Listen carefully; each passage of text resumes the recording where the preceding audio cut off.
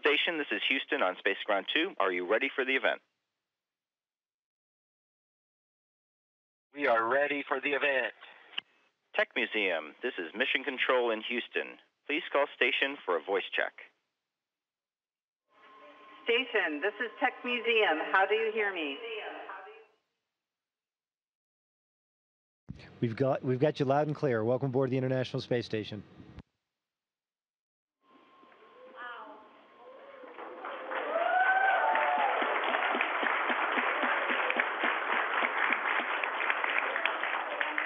Good morning, Commander Dan and Flight Engineer Dawn.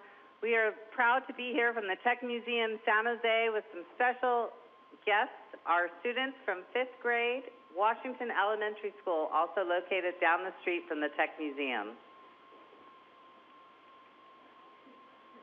Well, it's fantastic. It's great to be with you today, and we're looking forward to some great questions.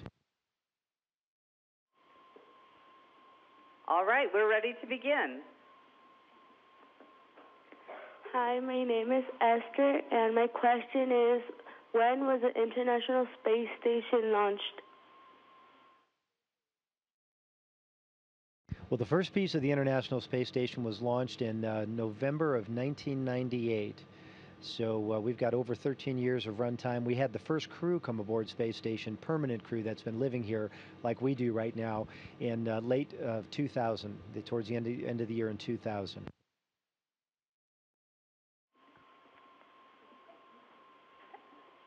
Hello, my name is Dana, and my question is, what is the one thing you miss the most from Earth when you're at the ISS? Well, my family is what I miss the most from Earth when I'm on the space station, but my family's not a thing in terms of earthly objects or pleasures. At least I don't really miss them, because the holes that are left when you leave Earth are filled with things that you can do on orbit that you can't do on Earth, like fly. You could float up here. You could see Earth from the windows in a way that you can never see Earth from Earth. So these things fill the holes that are left when you leave Earth.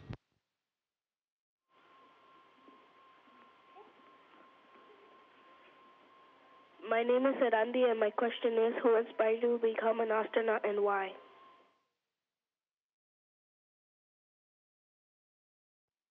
Well, I guess for me, I had a lot of folks that inspired me ultimately to do this. When I was your age, though, I have to admit I didn't at that point want to become an astronaut. Not because I didn't want to do it, but because it never occurred to me that was something that I could do. And it was probably many teachers, it was my parents, it was people that I work with throughout my career that ultimately inspired me to do this. But when I was your age, the things that really got all of us fired up as we were growing up was watching the Apollo landings on the moon. And from that point on, I was always interested in space, and had no idea that someday I would actually get a chance to fly here.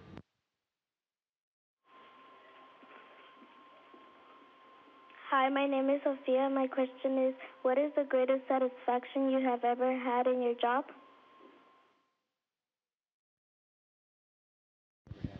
I think some of the greatest satisfactions you have here is completing a good day's worth of work. Whether that day's worth of work is doing a science experiment, or whether that day's worth of work is fixing something that's broken or doing maintenance. It's all good, and at the end of the day you can say, wow, what a day that has been.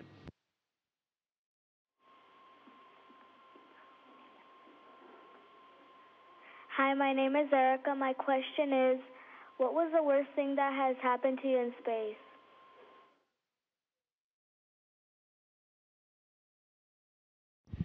Erica, that's a really tough question. I really have a hard time thinking of too many bad things that have ever happened up here. I've been able to fly a couple times on a space shuttle, and helping to build the space station, and now I've been able to live here for several months already, and every day is wonderful. I guess one of the hard things to take is when it comes time to actually leave, because it is really a wonderful place to be. And when it comes time to come home, part of you just cannot wait to see your family. Part of you is also saying, gosh, I'm going to miss those views of Earth. I'm going to miss floating around on station. I'm going to miss doing the science.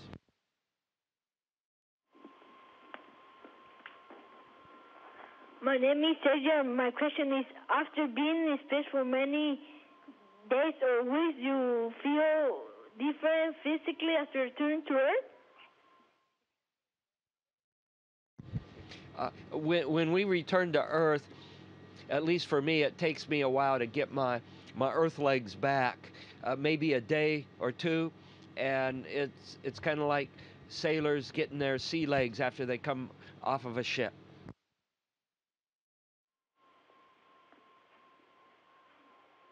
Hello, my name is Hema. My question is, do you have internet in space, and can you take your iPods or iPads to space?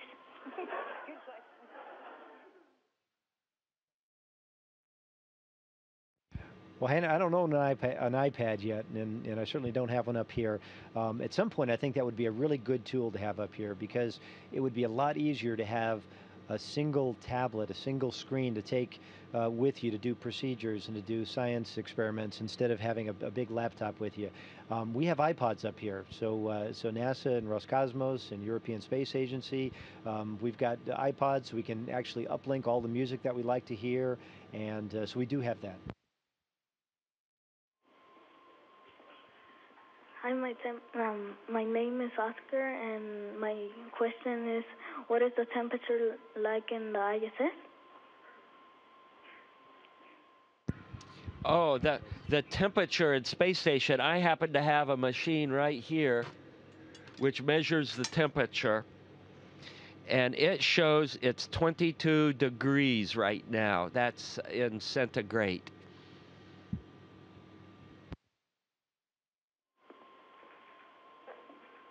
Hi, my name is Samantha, and my question is, how do you communicate with your families when you are in space?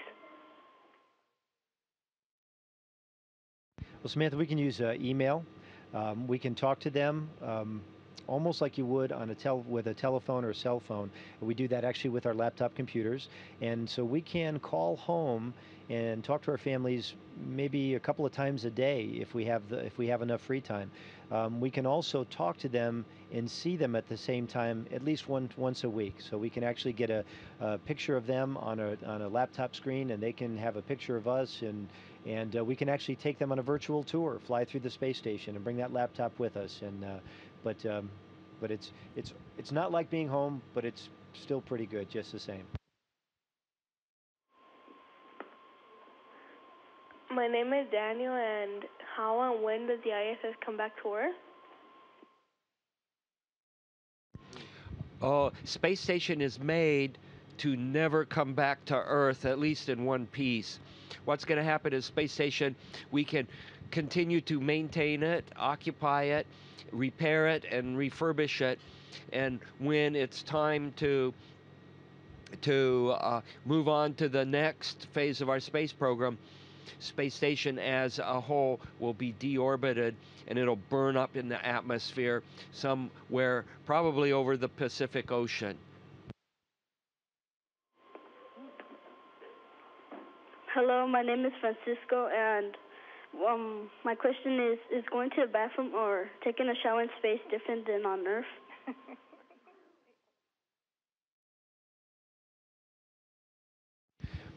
Well, for one thing, just to be clear, we don't get to take a shower up here. We actually make do with towels, with soap and water, and we stay up here for 6 months, and that's okay. It's a little bit like being on a camping trip for a long time. It's really difficult. There used to be a shower on an old space station that the United States had. It's called Skylab a long time ago, and it's really hard to manage all that water, those droplets of water which would just float around. So for us, it's very easy to do it that way. And we have a toilet that works great, and we use airflow to help in the way that gravity helps on planet Earth. And other than that, it works quite nice.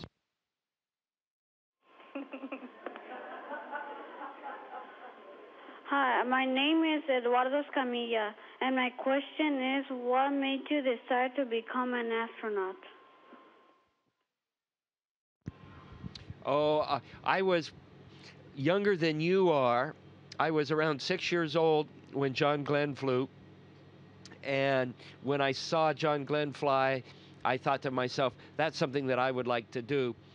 And then I sort of forgot about that until I graduated from college after having taken math and science and engineering, these hard subjects that allow you to go in a technology-rich environment like a spacecraft and operate. And after I had math and science and engineering, then I realized I'm qualified to be an astronaut. And so I put in an application with NASA.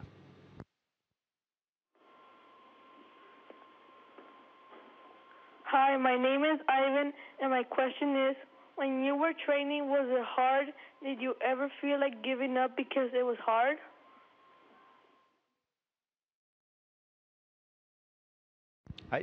That's a good question, Ivan. I think there's a lot of times, when you're disappointed, things don't quite go as well as you'd like. You're practicing to do a spacewalk in the pool, and maybe you're having trouble with the tools or the spacesuit, or you're learning how to fly the airplanes that we train in, T-38s, and maybe you don't fly quite as well as you'd like to on a particular day.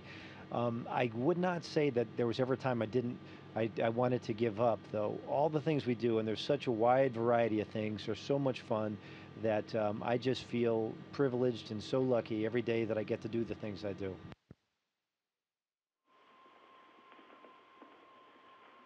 Hello, my name is Brian, and my question is, how do you guys feel floating around space? Oh, floating around in space is wonderful.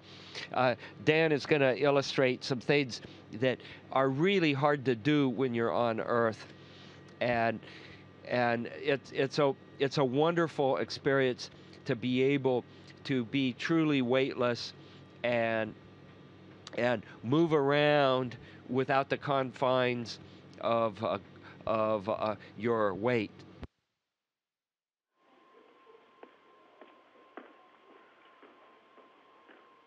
Hi, my name is Antonio, and my question is, how do you exercise in space?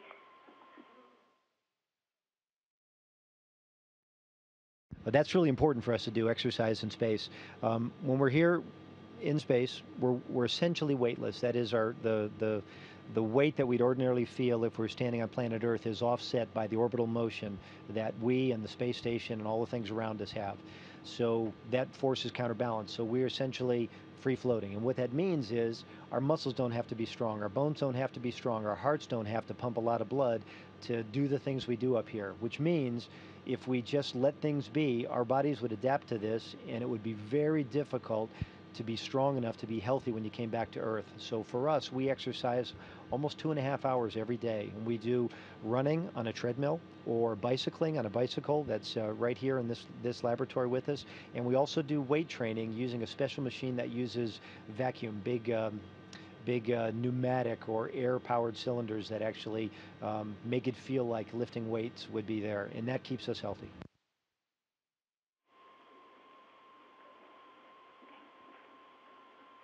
Hi, my name is Juan, and who or what inspired you to become an astronaut?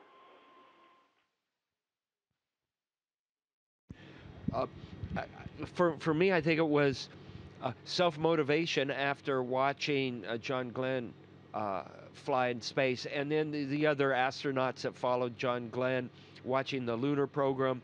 When I saw that, it made me say, wow, this is a really cool thing to do. And then I took math and science and engineering in college and did well in that. And that's the key to doing everything cool in life. And it was also the key that opened up the door for me becoming an astronaut. Hi, my name is Luisa, and my question is, when you were a kid, was becoming an astronaut one of your dreams?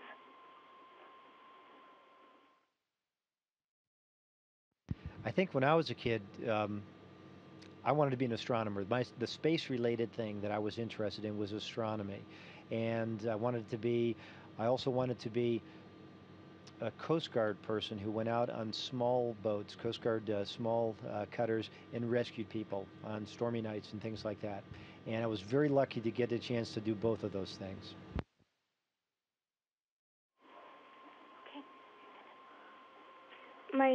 Hello, my name is Samantha, and my question is, what is your mission up in space? Our mission is to learn how to live and work in space and expand human knowledge on living and working in space. And at the same time, we do science experiments that can only be done up here and not on Earth.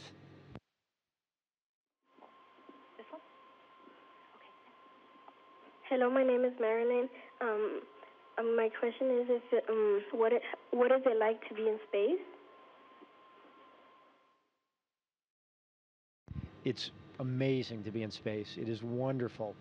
We get to wake up in the morning and fly like Superman down this, 100 feet down the space station, make breakfast. We get to float over to a window where we can actually float up into, actually, it's almost like a glass bubble where we can see the Earth going by. And we can see from horizon to horizon, 360 degrees all around us, thousands of miles. We get the chance to do incredible science experiments with really, really smart people all around the world that are helping to do the research we do here. We get to work on things and repair things when things don't quite go as well as we'd like hardware-wise. We get to do spacewalks sometimes. We get to do robotics operations sometimes. In short, every day is different, every day is wonderful, and it's one of the neatest parts about being an astronaut. Hi, my name is Jonathan. Do you get to cook your favorite food in space? We really don't cook our food. We have food that's more like camping food. And so it comes in pouches and it comes in envelopes that are freeze-dried. And we either inject hot water into it or room temperature water, or we put it in a food warmer, which looks a little bit like a suitcase, and just warm it up. And then we rip open the package and chow down. Hi, my name is Jesus Maro. My question is, what does the space smell like?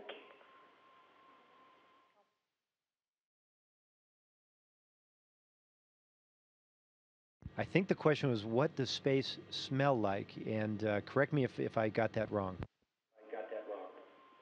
Correct. That's correct. What does, yes. Yes. Okay, that is correct. Okay, good. That's an interesting question, and it's something that I think a lot of people that have flown here before have noticed, and that is after you dock a space shuttle or a Soyuz spacecraft to space station, after you go outside and do a spacewalk, or somebody goes outside and comes back in, and you equalize the pressure difference between outside, which is nearly zero, and inside, which is like it is on planet Earth. You get a chance to smell something that's a little bit metallic smelling, a little bit oily smelling maybe, and there's some theories on what that actually is. And although we're flying in essentially the vacuum of space, where there's very, very little matter up here, there's still a little bit, and some of it is charged, and some of it actually causes potentially some reactions on the various materials that are outside. So our theory is that the smell of space, this oily metallic sort of smell, is probably associated with that. But it's very distinctive and it's very repeatable, and it doesn't matter whether you're in a shuttle, doing a spacewalk, or coming on a Soyuz, it's always pretty much the same. Very interesting though. Hi, my name is Eileen, and my question is, when you return to Earth, what are you planning to do next? When I return to Earth, we're going to have a fairly extensive period, a month or two of rehabilitation, and that's just getting your muscles and your cardiovascular system, your heart pumping blood, so it's used to being back on Earth again. So that's the first thing I'm going to do when I get back to Earth. And actually, the first thing I'm going to do when I get back to Houston is give my family a big hug.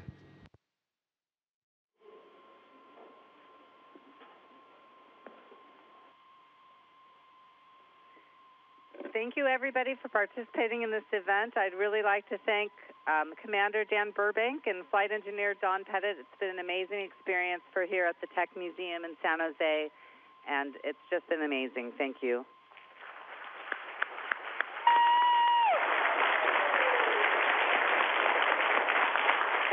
Look at that. Station, this is Houston ACR. Thank you. That concludes the event. And thank you, everybody at the Tech Museum. Station, we are now resuming operational audio communications.